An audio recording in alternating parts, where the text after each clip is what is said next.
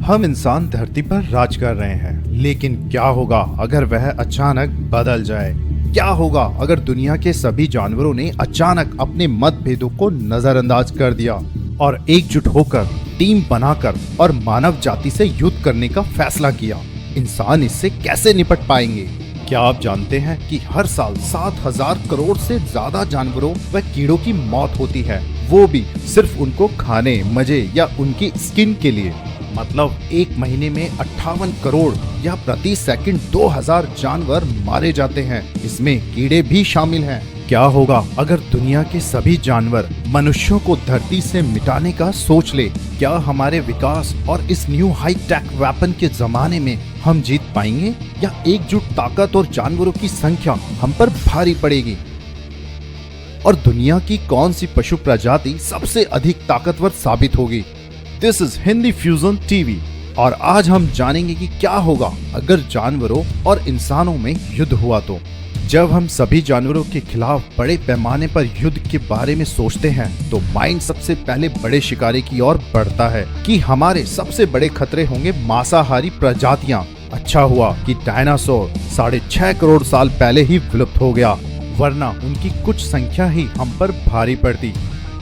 अच्छा हुआ उसी के टाइम वाला 42 फुट लंबा सांप टाइटन बोआ भी विलुप्त हो गया।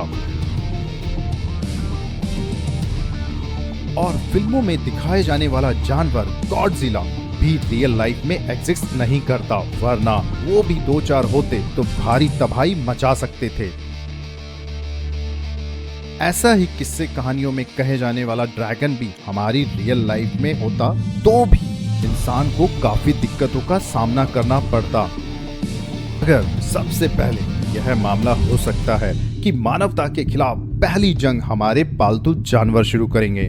लगभग 90 करोड़ कुत्तों की आबादी है और 60 करोड़ बिल्ली की। इंसान इनसे बचने के लिए भागेंगे, मगर कोई फायदा नहीं होगा, क्योंकि एक बिल्ली अधिकतम 50 किलोमीटर प्रति घंटे की स्पीड से भाग सकती है और यहाँ उसैन बोल्ट 40 किलोमीटर प्रति घंटे की स्पीड से ही भाग सकता है। फिर कुछ 30-40 लाख मनुष्यों को आसानी से अपनी जान गंवानी पड़ सकती है।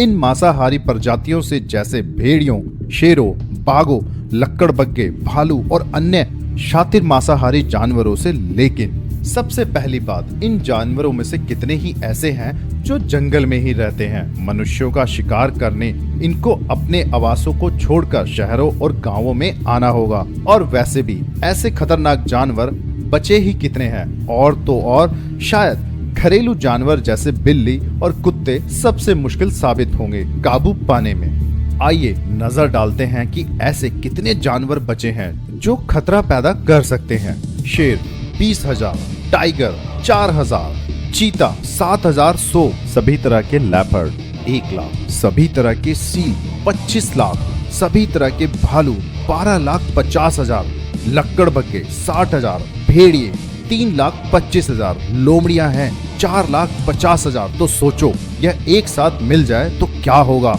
और दूसरी बात, जानवरों को केवल गोली मारना कितना मुश्किल होगा। बड़े जानवर तो इंसानों के लिए खतरा हैं, उसको हम आसानी से गोली मार पाएंगे, मगर दिक्कत आएगी छोटे जानवरों को गोली मारने में।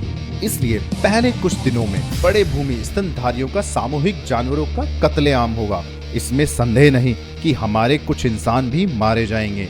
भूमि शाकाहारी जानवरों की संख्या पर एक नजर डालते हैं जो बड़ी दिक्कत पैदा कर सकते हैं।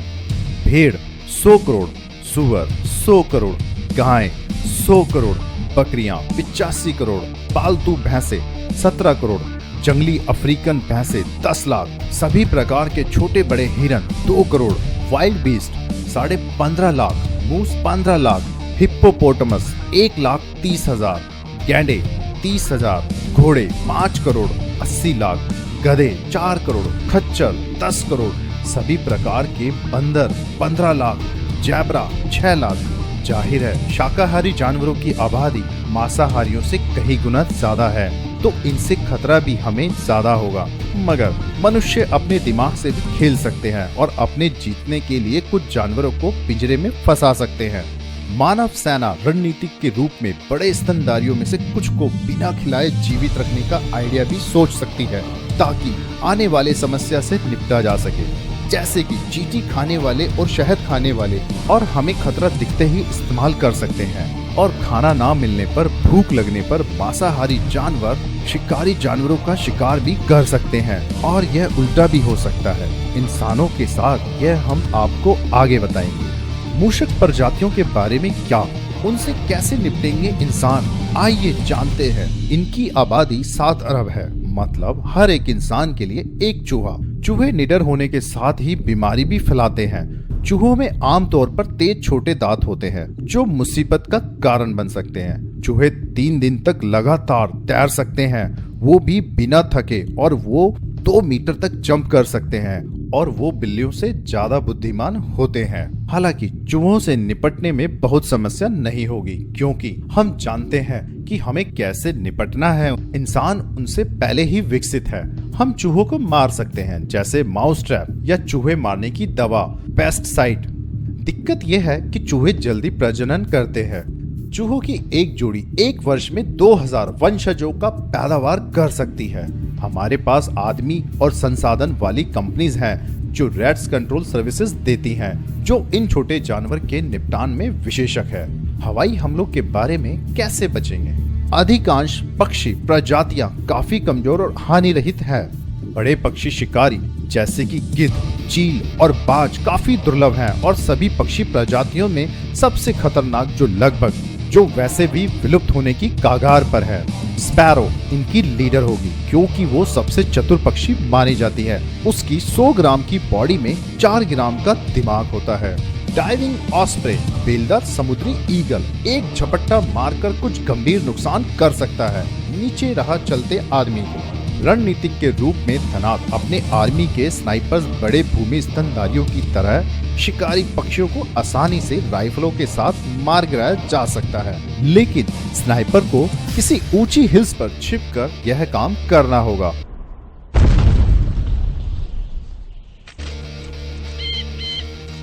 कौवे भी एक खतरा है, एक साथ गठन में और नंबर्स में काफी ज्यादा होने के कारण, लेकिन हम खुद को हवाई खतरे से बचाने के लिए नेट और हथियारों का इस्तेमाल कर सकते हैं।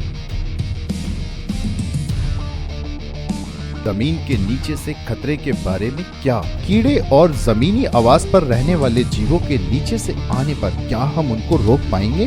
खैर, केमिकल इसका जवाब हो सकता है। अधिकांश कीटनाशक मूल रूप से कंडेंस्ड फॉर्म होते हैं नर्व्स गैस के, और अगर हम उन कीटनाशक को उप मिट्टी में पर्याप्त रूप से पंप करेंगे तो हम एक कीटनाशक केमिकल्स का ढाल बनाने में सक्षम हो सकते हैं। यह भूमि की सतह को इंसुलेट करने का काम करेगा, ताकि वो रासायनिक कीटनाशक ऊपर जमीन से ऊपर ना उठे और मनुष्यों को ही ना मार डाले। इसलिए यह हमें ध्यान पूर्वक करना होगा। हमारे पास कई ऑप्शंस हैं, जैसे कि फ्लैम थ्रोवर, रासायनिक युद्ध और परमाणु हथियार। हालांकि परमाणु हथियार इसका जवाब नहीं है। अगर मानव जानवरों को किसी निर्जन अलग थलग क्षेत्र में सभी जानवरों को झुंड बनाकर वहां एकांत में खदेड़ देते हैं, तो हम उस जगह पर या 1-2 परमाणु बम गिरा सकते हैं। ऐसा करने से खतरा अक्सर यह होता है, हम अंततः अपने निवास स्थान पृथ्वी को नुकसान पहुंचा सकते हैं, तो ऐसा करना उचित नहीं है। इस जंग के टाइम तो आप स्विमिंग करने का सोचो भी मत, क्योंकि खतरा वहाँ ज्यादा है जितना जमीन पर। शार्क, बाराकुडा, पिरान्हा, समुद्री सांप, ब्लू रिंग्ड ऑक्टोपस और स्टिंगरेज ऐसे काफी बेहद घातक खतरे होंगे पानी में। वहाँ पानी में बहुत विषैले और दांत वाले खतरनाक जानवर हैं, इसलिए हमारी रणनीति में हमें केवल फोकस करना होगा जमीनी खतरे पर। अगर मानव समुद्र में जाता है तो उन्हें किसी भी जलीय हमले का सामना करने के लिए जहाजों का इस्तेमाल करना होगा। डोंगियों को तो आप भूल ही जाओ। 1 महीने की अवधि की तैयारी में हमें पर्याप्त पीने के पानी को सुरक्षित करना होगा, या कम से कम पानी इकट्ठा करने का एक सुरक्षित साधन ढूंढना होगा।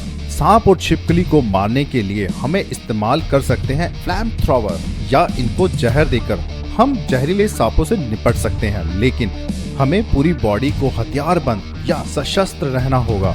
लेकिन ग्रामीण क्षेत्रों में निहत्थे बेहथियार इंसान आसानी से संगठित सांपों के हमले का शिकार आसानी से हो सकते हैं।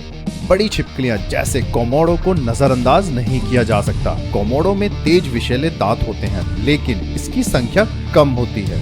मगरमच्छ अपने रेजर के तेज दांतों से इंसान को आसानी से मार सकते हैं, मगर इससे भी हम निपट लेंगे। वास्तविक खतरा इस इंसान बनाम जानवर के युद्ध में कीड़े हैं। पहली बात तो कीड़े मानव के लिए सबसे बड़ा खतरा है, क्योंकि इनकी तादाद बहुत ज्यादा है।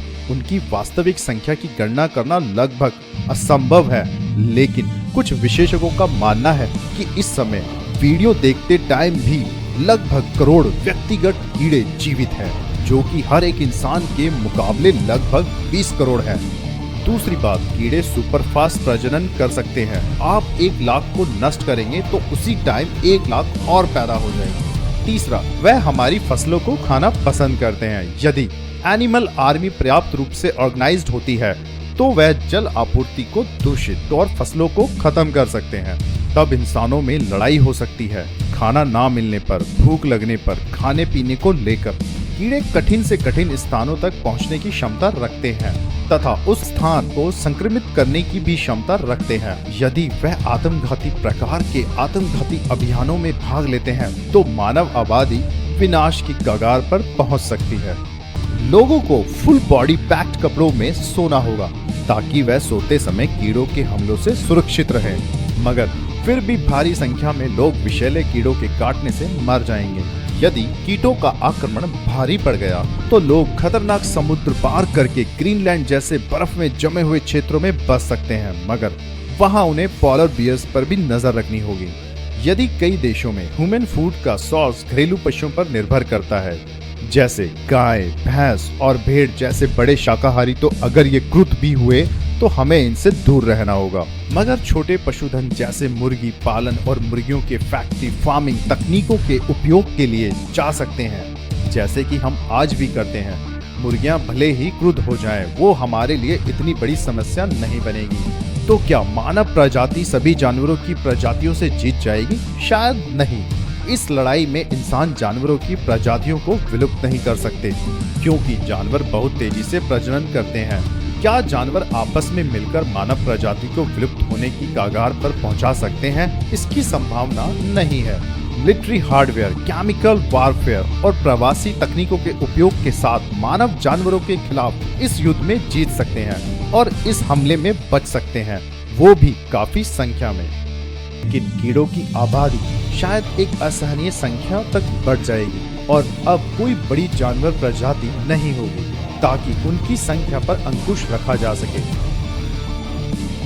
और युद्ध शायद दोनों ओर से ही नहीं जीता जाएगा, लेकिन दुनिया की इकोलॉजी इस तरह की स्थिति में होगी कि अब ग्रह पर अधिकांश प्रजातियां मुश्किल में पड़ जाएंगी। तो आपको क्या लगता है कि मनुष्य और जानवरों के बीच इस लड़ाई को कौन जीतेगा? हमें कमेंट्स करके जरूर बताएं।